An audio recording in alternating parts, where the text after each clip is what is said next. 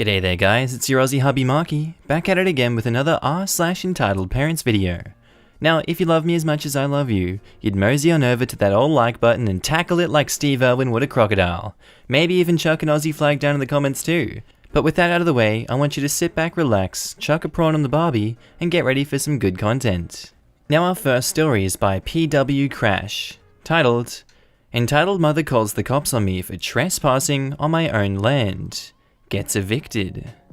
I'm on my mobile and I'm dyslexic. It's hard for me to pick out all my mistakes. If you see any, just let me know and I'll fix them. I'll cast me, duh, entitled mother, typical entitled cow, Frank the unlucky neighbor, previously UN before the edit, the owner of entitled mother's house, and the father of entitled mother's baby daddy. Grandfather, an 83-year-old farmer who takes no crap, cops 1, 2, and 3. Backstory.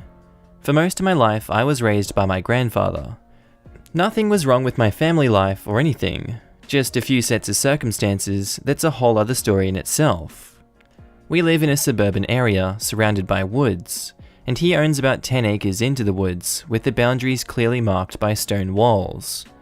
One of these stone walls separated my grandfather's land from a cul-de-sac, and up until now, we have had zero problems with any of them. In fact, my grandfather was usually more than happy to give permission to the neighbors who politely asked him to use his land, given they had a good reason. One of these neighbors had asked my grandfather if he could dump the sticks and leaves in his yard over the stone wall. My grandfather agreed, as he rarely uses that part of the property anyway. This will be important later. My grandfather is very healthy for his age, and still strong as an ox. That being said, he has a few minor health issues, including vertigo spells, so I've been trying to help him around the yard more and more, as well as just to stay active outside away from the crowds with this virus going around. Recently, I've started the project of cleaning up the underbrush around the wooded area. A large pine tree had fallen a few months before, and almost hit one of the porches in the cul-de-sac. My grandfather cut up the tree and removed the pieces in the neighbor's yard, but it was too deep in the woods to pull them out with the tractor. This led to me going back to that pine tree and trying to clear a path back to the house from there. I was behind the stone wall, cutting and pulling up saplings, when I heard the glass door of the cul-de-sac open and an angry lady storming out onto the porch in a bathrobe. She was much younger than a typical Karen. I would say mid-20s. "What are you doing here? You can't be here."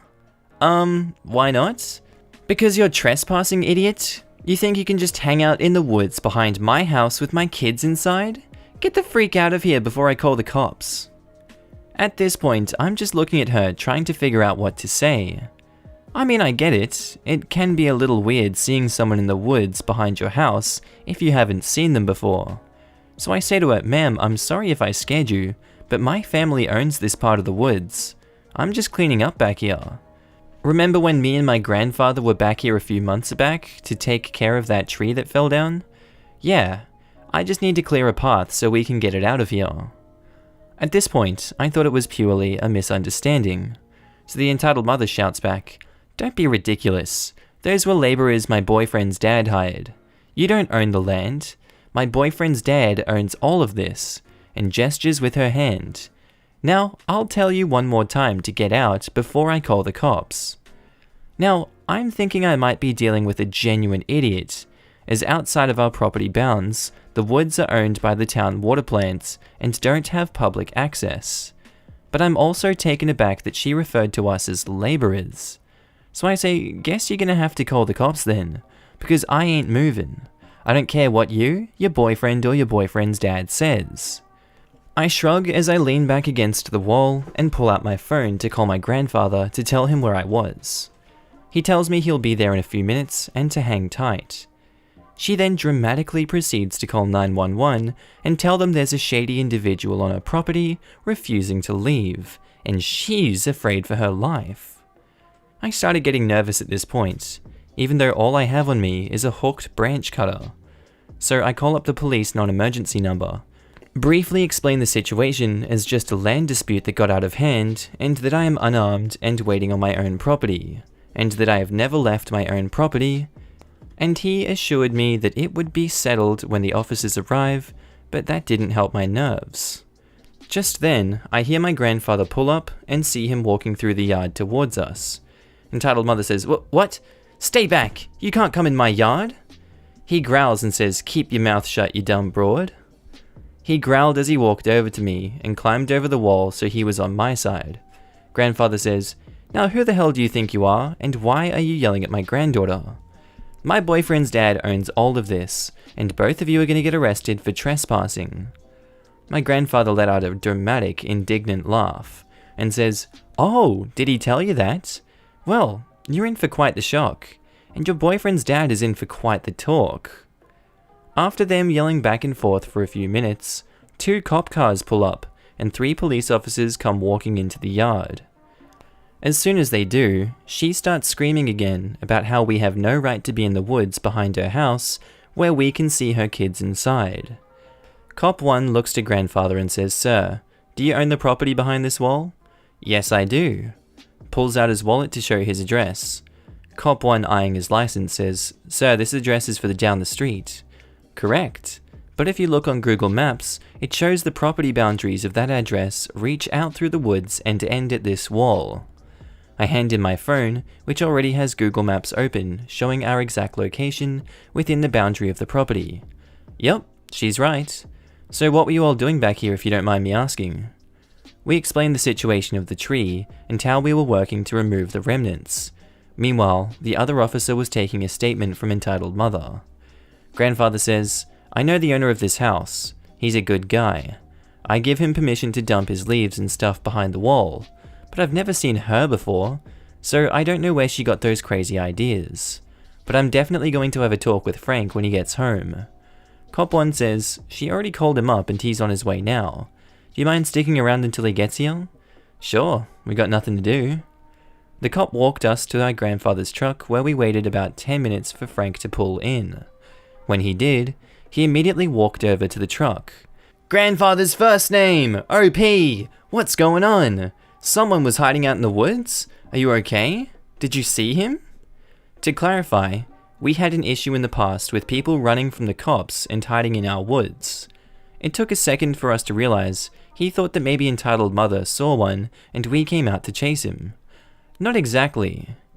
At this point, 2 cops are around us again, but being 2 old guys who obviously pose zero threat, they are noticeably relaxed and kind of let them talk it out.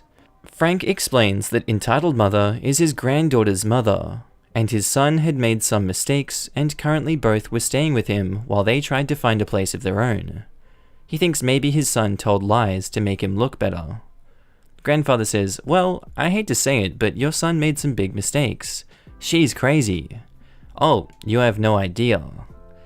The other cop is still talking to Entitled Mother, who won't stop screaming about not wanting us to be able to see into the living room, especially my grandfather, a creepy old man. My blood is boiling at this point. My grandpa is the type of person who would gladly throw his life away to save a child. Any child. Even a stranger's. Frank heard this too, and ordered Entitled Mother inside at once. He told the cops he needed to have a talk with both her and his son about their living situation, but they might want to remain nearby in case she tries to call again for whatever reason. Me and my grandfather are given the clear to go, but leave our contact information. Found out later that week that Entitled Mother was getting evicted for a number of reasons, with this little incident being the last straw. He's also filing for custody of his granddaughter, because Entitled Mother refuses to get a job, yet still has money for weed, yet keeps asking Frank for money to take care of his granddaughter. I really feel bad for her in this situation, but I have no sympathy for Entitled Mother whatsoever. That is entitlement at its best. Update: after several comments about how difficult it was to follow, I've changed the format to exclude abbreviations. Now our man BJ Cookie in the comments says, "This is unrelated to the story, but I immediately thought that you're a demigod / half-blood. Sorry, I don't want to sound like I'm digging into your personal business or anything, but you said there were a few sets of circumstances, so that's why you live with your grandfather, and you're also dyslexic. Greek demigod proof right there. The circumstances are that one of your parents is a Greek god, so there are issues with that, and you can't live with them. And your other parent is unable to take care of you, or something like that. There's plenty of different reasons. And then you're dyslexic because your brain is wired to read Greek. Boom! Sorry, this is what happens when someone tells me they're dyslexic. I use all my knowledge to try and prove that they're a demigod / half-blood. Thanks, Uncle Rick. So, OP replies, "They just worked a lot when I was a kid, so I spent most of my days at my grandparents' house and just going home to go to bed. They only live 2 houses down the street, and there's a small trail just a few hundred yards long through the woods that connects the 2 backyards. So as soon as I was allowed to walk around out of sight unsupervised, given that I always had to have a walkie-talkie on me, I more or less came and went as I pleased. Then, when I was 11, my grandmother died, so I began spending more and more time there to keep him company, and eventually I just ended up staying there and never left. But I still went to and from my parents' house every day, and I still do. That being said, my dad is definitely not fully human. When I was a kid, he had a large tank with several piranha, and one of them he had trained so he could pet it. Yes, that's right, I said pet it. Given that you had to feed it first, or he would try to bite you. But only my dad was allowed to do it. There was this other time him and my uncles tried to make a mega lawnmower out of a lower car frame, motorcycle body, and some kind of farm tractor lawnmower. Shockingly, they actually got it to run, but ended up scrapping it because it couldn't turn well. I have a million stories about his shenanigans, but those are definitely in the top 5. See, this is why I read the comments. What is going on with these people? I never expected that from the original story. What's wrong with people, man? And our next story was posted by user Black to Sleep Please. So back to sleep please. I'm a black bisexual female. My mum does not look like me. In October of 2019, I came out to my mum as bi. It went horrible. She started crying, weeping, and basically wouldn't let me get a word in, even though she was asking all these questions. Since then, it's been rough, and that doesn't even count the fact that our relationship had already been spiraling downwards since I was about 12. This was just the last straw for us, and I can tell you that when I move out in June, she won't be hearing from me. Her behavior has just turned into absolute upset since I came out. Because I don't have one specific situation where she's ticked me off, here is a small book of things she's done and said since I came out. 1. She said she would not hug my children if I married a woman. And when I told her that hurt me and she later retracted the statement, she said, "You can't blame me, I was hurt." 2. She looked me in the face and said to me, a black woman, how black men prefer white women over black women. She's white. 3. When I told her how my suicidal tendencies had cropped up again because of her rejecting my sexuality, she said, "I wanted to kill myself too when you told me that." Oh God. 4. When my much older, also white sister announced she wanted dreads and I was concerned, wanting her to do the research and make sure she's not just taking something that doesn't belong to her, my mum said that she shouldn't be hindered from something because of her race, and that saying she needs to be careful equated minorities wishing to having their own traditions and cultures respected with whites-only signs on drinking fountains. What the... 5. She routinely thinks that me and my best friend are secretly a couple, even though she knows I'm trying to work through things with my ex who is male. By the way, she caused the breakup between my ex and I. 6. She told me I shouldn't spend time with my best friend and her friends because they could get me in trouble. Just because I finally found some black people that I'm cool with doesn't mean they're going to get me killed, Mum. 7. Whenever I bring up anything that matters to me regarding sex and racial tensions, her automatic response is to defend white men. I told her how I wanted to make a short film, non-school project, shedding light on the lack of support that black and all students of color receive in the school system, and what that effect has on the students. She responded with, "White kids get ignored too." 8. I told her about DeAndre Arnold, the student who got suspended and may not be able to walk at graduation because he has dreadlocks, and she refused to admit that it was racism. She kept saying, maybe he did something. You don't know both sides. Well, maybe he didn't. Maybe he didn't do or say anything. 9. She formed a strongly negative opinion on Queen and Slim after she spent 10 minutes reading reactions of white people who think like her. 10. When I told her I had been racially profiled at a mall, she came up with every excuse possible to make the officers seem innocent. She said, I've been profiled too. I was a hippie. Police hated us. Yes, because being a hippie and being black has the same weight. 11. When a girl I know got tased by a police officer at a July 4th party in a Kroger parking lot, she immediately assumed that she had done something wrong. The girl was being attacked by another girl at the party. She got tased and arrested. The other girl didn't. It took an hour of persuading and talking about the officer's deplorable behavior before she believed me. 12. I have a counselor now, thank God. But my mum is convinced that my therapist is going to make me think I'm lesbian. 13. She does not have a car. I do. 2 things with this. A. She threatened to take my car when I came out to her because it's in her name since I'm a minor and I have a loan on it. B. Uses my car 2 to 3 times a week and expects me to fill the gas tank. C.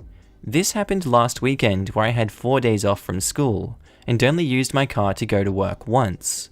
She used my car the rest of the weekend. She ran my gas tank empty, and when she used it again, she yelled at me for not filling the tank up again. 14. I am allergic to dairy. Severely allergic. She regularly buys/makes food I can't eat. There was no food in the house. I was hungry, she had gone to church. I asked her to get some food. She came home with 2 bags of cheese from Trader Joe's, where they carry my favorite marinara sauce. No sauce, just cheese. 15. I had to use my tip money, which I was hoping to use for a movie, since I work so much and really never do anything fun, to buy eggs, milk and butter. Dairy milk and butter free. Jesus, dairy free milk and butter. What's wrong with my brain? Because my mum had not bought any for 3 weeks, and I was out of all of it, and we had no eggs. I was going through the store after work and looking at things, meticulously trying to figure out if I could stretch $12 to get everything I needed, as I hadn't been paid yet and only had the tip money to spend. It doesn't sound like much, but that's what broke me, and helped me to make the decision to, for the most part, cut ties with her after I moved out. And 16, last one, I showed her a photo of an afro, a hairstyle I've been trying to reach for some time now. The woman's hair was huge, and every curl was defined, and I excitedly showed it to her. She told me I'd never get a job looking like that. These aren't even everything, but those have been the most impactful to me lately. I could write a whole book on how much damage my mum has done over the course of my late childhood and teen years. And I feel really bad for them right now. That's depressing. Her mum sucks. Anyway, on to our next story. Entitled Mother Steals Paracetamol Out of My Trolley. So in the midst of a global pandemic, I managed to break my foot. So they put me in one of those walker boots so I'm not completely one-legged. Me and my partner decided to get some bits from the shop tonight. We certainly weren't panic buying, but did buy some stuff extra so we could double up when we're cooking to freeze.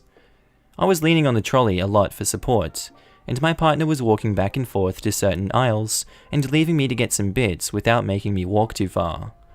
It's quite obvious I'm wearing the boot, as in the middle of winter I'm wearing a dress, because I have no trousers I can comfortably wear with it on. Obviously with a broken foot, I am in a slight bit of pain, and although I've been looking for painkillers, most seem to be sold out. But I went for a hunt and managed to find 2 packets left in the shop. I didn't notice the entitled mother behind me at first, but I carried on limping away when I heard someone clearing their throat a bit too obnoxiously. I turned around and smiled at her. She very typically Karen, and she had entitled kids with her around 6/7, and one about 10-11, and she was proper giving me the stink eye, ugga unga junga. Excuse me, can I have that paracetamol? Oh, I mean sure, you can have this one. I handed her 1 pack, and... I'm sorry? I can see you have another pocket. Bewildered? Yes? Well, you're not gonna give it to me? At this point I gestured down to my leg. I'm really sorry, I'm in quite a bit of pain with my leg at the moment and I really need the painkillers. Well, that's not my problem, you should have been more careful. I have 2 kids, so I need to make sure they're okay if they get the virus. I mean, I'm sure 1 pack will do for now if they're okay. I'm sorry, but I'm gonna buy these. She scoffs and says, I can't believe you won't even help out the kids. I mean, I'm sorry, but I'm gonna go. I limped along the aisle when the older of the entitled kids ran in front of my trolley, stopping me dead, and the younger one went into my trolley and grabbed my packet of paracetamol. They both ran off back to the mum. I turned around and she just smirked at me and walked off. My partner came back at this point and I told them what had happened. He was just as pissed off as me, but there wasn't much we could do about it at the time. As we went to the checkout, I noticed the entitled mother unpacking her shopping. She didn't notice me, and I saw the paracetamol just on the checkout line, so I reached across and grabbed both, hid behind my partner, and limped off to another line. I was watching her to see her reaction, and as she got to where the paracetamol should be, she looked down, looked on the line, and then looked up utterly confused. That's when she spotted me. I held up the packets and smirked back. We paid and walked out, so didn't see the aftermath, but it did give me a lot of satisfaction seeing the utter grimace across her face. Society 1 Karen 0. Sloopadoop says, thanks for giving me a new word to learn. You did great sharing half of the available medicine, even though she didn't even need it. If everyone was like you, the world would be a better place. Thank you. I think at this time people need to be a bit kinder to one another. It's scary seeing the amount of stuff sold out in shops, and there are people much more vulnerable than me, and having the flu sucks when it's a normal one. I feel a bit guilty stealing both packs, but at the end of the day, maybe it'll teach her not to be so rude and obnoxious to other people. And with that, we're moving on to the next story. Entitled mother leaves child on my doorstep. I work in a preschool, and sometimes babysit kids from work, especially when we are on break.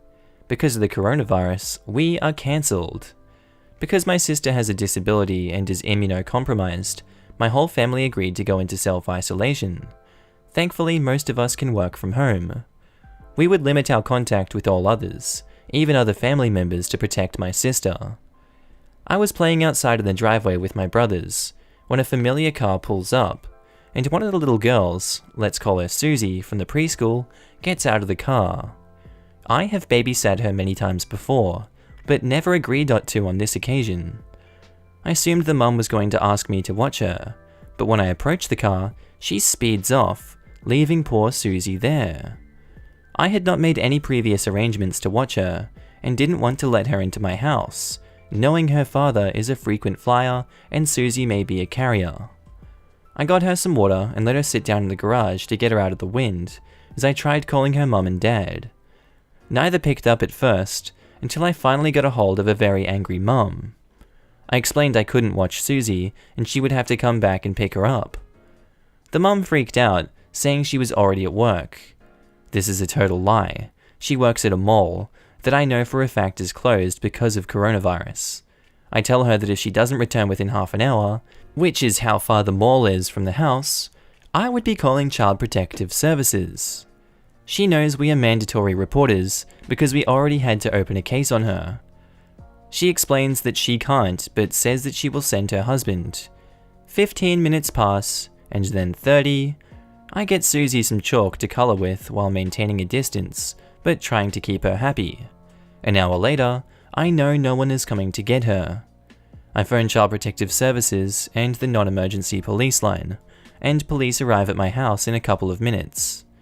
I explain to them the whole situation, and thankfully a CPS worker is able to get there pretty quickly.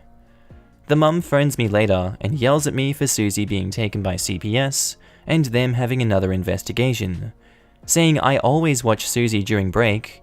So, I explain my immunocompromised sister, and she is very offended that I even suggested Susie might be sick. I didn't even bother to explain how she could be a carrier without showing symptoms. Entitled mother claims that she won't be returning Susie to our preschool because of my appalling and disrespectful behaviour.